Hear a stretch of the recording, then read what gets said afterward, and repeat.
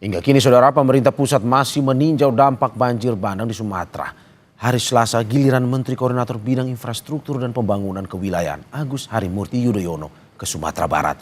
AHY meninjau kondisi jalan Lembah Anai yang putus total akibat banjir dan longsor. Selasa sore, Menko Bidang Infrastruktur dan Pembangunan Kewilayahan Agus Harimurti Yudhoyono meninjau kondisi Lembah Anai pasca banjir bandang. AHY meminta masyarakat bersabar karena Balai Jalan Nasional sedang membangun jalan sementara. 4 alat berat dikerahkan. Jalan Lembah Anai merupakan penghubung Padang Bukit Tinggi hingga Pekanbaru Riau. AHY menjelaskan perbaikan jalan nasional harus segera rampung. Pasalnya, Jalan Lembah Anai merupakan urat nadi perekonomian masyarakat Sumatera Barat. Dalam 2 minggu, Jalan Lembah Anai ditargetkan dapat dilalui 1 lajur kendaraan secara bergantian dengan sistem buka tutup.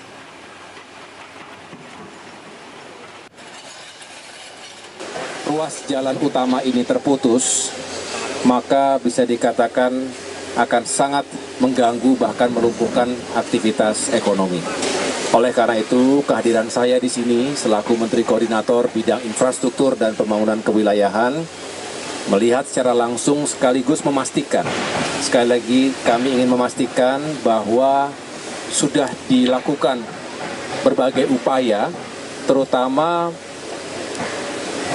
alat-alat berat ekskavator yang sudah digelar dan dijalankan untuk bisa menghubungkan kembali jalur yang terputus ini. Tentu butuh waktu. Salah satu titik pencarian korban banjir hingga saat ini adalah di kawasan Jembatan Kembar Padang Panjang, Sumatera Barat. Dan bagaimana pencarian korban hari ini? Kita tanyakan kepada jurnalis Kompas TV, Reza Pratama, yang sudah berada di lokasi. Reza, selamat pagi.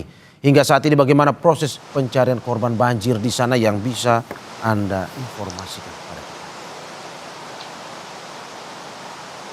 Ya baik, Mario dan juga saudara, selamat pagi. Proses pencarian memang terus dilakukan oleh tim SAR gabungan dari wilayah Provinsi Sumatera Barat, begitu ya.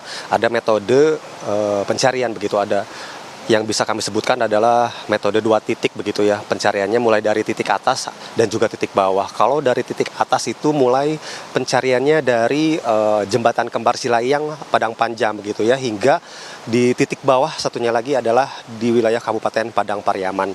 Pencarian terus dilakukan oleh tim SAR mulai pukul 8 pagi setiap harinya hingga gelap atau sekitar pukul 6 sore, begitu. Sehingga saat ini ada 38 orang yang dinyatakan hilang yang memang masih dilakukan pencarian oleh tim SAR, dan 36 orang sudah ditemukan dalam keadaan meninggal dunia, begitu. Kemudian bisa kami gambarkan kalau di belakang saya ini adalah jalan nasional.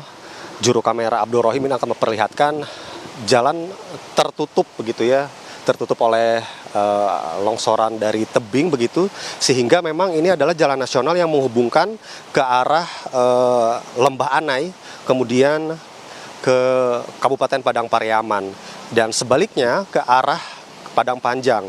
Nah, beberapa warga memang yang beraktivitas pada pagi hari ini memaksakan, begitu ya, bisa jika dilihat dari visual, karena kalau tidak melewati jalan yang terputus saat ini akan memutar lebih jauh, begitu. Bisa kami gambarkan kalau akses yang tertutup saat ini untuk menuju ke lokasi Kota Padang dari tempat kami melaporkan ini kurang lebih 2 jam, begitu ya. Namun karena jalan nasional ini tertutup, warga harus memutar jika ingin ke arah Padang Panjang ini melalui Sitinjalawik, atau bisa dikatakan 2 kali lipat lebih lama atau sekitar 4 jam.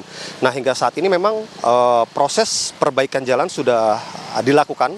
Kemarin Menko Infrastruktur dan Pembangunan Kewilayahan Agus Harimurti Yudhoyono ini sudah meninjau dan mengatakan sekitar 2 minggu proses atau perbaikan jalan nasional di tempat kami melaporkan ini, dari Lembah Anai, kemudian Tanah Datar, Padang Panjang, hingga ke Kota Padang ini akan dilakukan, begitu. Sementara begitu, Mario.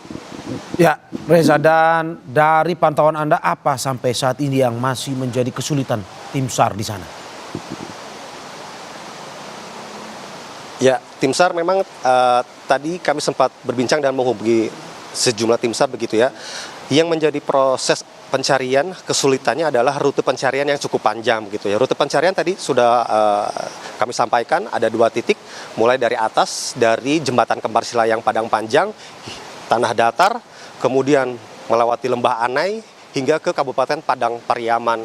Kurang lebih kalau dilihat begitu ya, rute pencariannya itu 3 hingga 4 km, sehingga itu yang menjadi kesulitan dari tim SAR untuk melakukan proses pencarian korban, karena korban yang diduga hanyut begitu ya, terbawa material banjir bandang ini mulai dari jembatan Kembar Padang Panjang, kemudian melewati tanah datar, kemudian melewati Lembah Anai hingga ke Kabupaten Padang Pariaman. Dan itulah yang saat ini masih menjadi kesulitan dari tim SAR, yaitu rute pencariannya yang cukup panjang untuk mencari korban yang hingga saat ini masih belum ditemukan.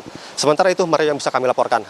Ya, terima kasih jurnalis Kompas TV Reza Pratama dan juru kamera Abdul Rohim atas laporannya. Utamakan kehati-hatian dalam bertugas. Selamat bekerja kembali.